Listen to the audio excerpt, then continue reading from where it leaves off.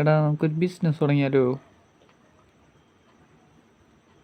തുടങ്ങുന്ന സമയം അതിക്രമിച്ചു. ബുക്കിന്റെ ബിസിനസ് തുടങ്ങാം.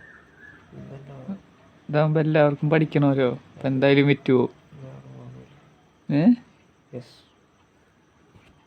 അല്ലെങ്കിൽ ഫുഡ് പ്രൊഡക്റ്റിൻ്റെ എന്തെങ്കിലും തുടങ്ങിയാലോ?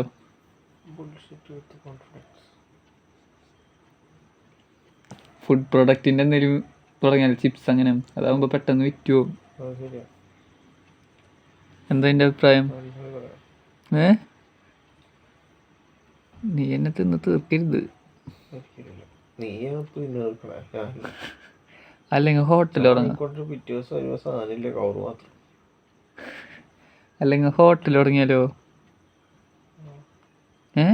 ഒന്ന് കഴിയട്ടെ.